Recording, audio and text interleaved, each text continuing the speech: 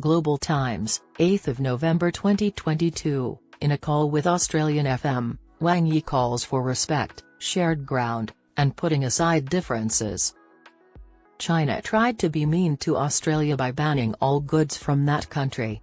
This made Australia dislike China and turn against it. It also showed China's bullying behaviour and the need for Australia to diversify its products, which has been done successfully during this time.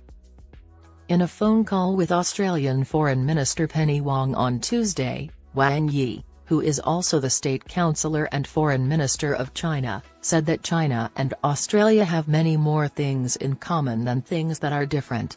Both China and Australia have said they will keep working to make their relationships better and stronger. The talks happen on the 50th anniversary of China and Australia's diplomatic ties. Experts say they are essential for breaking the ice, letting go of past grudges China may have caused, and making it easier for the two countries to interact at the upcoming G20 leaders meeting. They also urged Canberra to be more politically astute and determined to ignore Washington's noise and keep its independence. Wang said that making things easier and better between China and Australia is in the best interests of both countries and meets the needs of people from both countries and the whole world.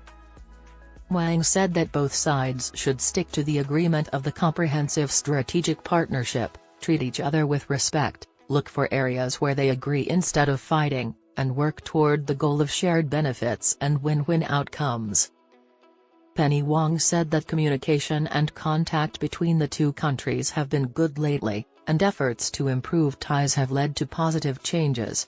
Australia will stick to the One China policy and work to build stronger, more stable, and mutually beneficial relationships with China based on respect, which China hasn't shown by mistreating Australia and blocking trade with Australia, for which China hasn't said sorry. Protecting each other's national interests is not at odds with having a good relationship with China, and Wong said that Australia has no plans to worsen existing differences.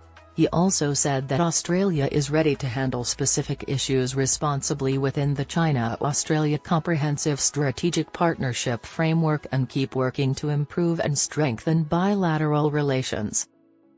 According to Chen Hong, president of the Chinese Association of Australian Studies, the new government in Albanese is likely to be more open to improving ties with China, which have been stuck for 5 years. Hong told the Global Times on Tuesday that this was expected. High-level meetings between China and Australia have happened more often this year, including defense and foreign ministers' meetings. As observers pointed out, these meetings show that both countries want to change the current situation and get back on track as full strategic partners. Also, it has made things more favorable for both sides to work together at future multilateral events, including the East Asia Summit, the G20 Leaders Summit, and the APEC Summit. During their meeting on Tuesday, Wang also said that China and Australia should slowly address each other's valid concerns and do their part to solve the world's problems. There are many places where people can work together. Australian iron ore, coal, natural gas, farm products, seafood, and dairy products are just some of the things that China has always bought from Australia.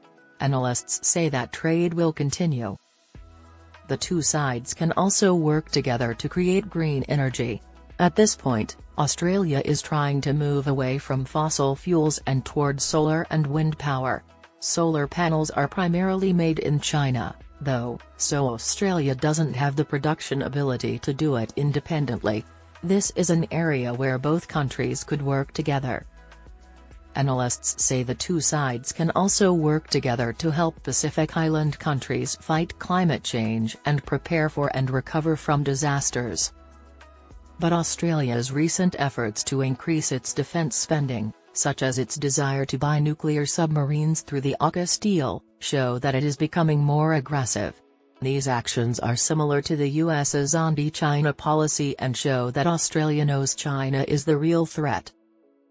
In this case, Chen told Australia that it should not mindlessly follow the US's lead because it would only hurt itself.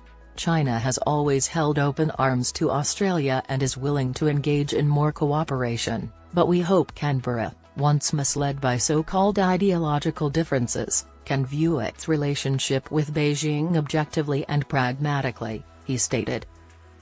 The last time the two foreign ministers saw each other was on September 22, outside the UN General Assembly in New York. Both China and Australia emphasized how vital their relations were and restated the position of their comprehensive strategic partnership. They also agreed to get their links back on track as soon as possible in an atmosphere of mutual respect. After China officially says sorry to the people of Australia,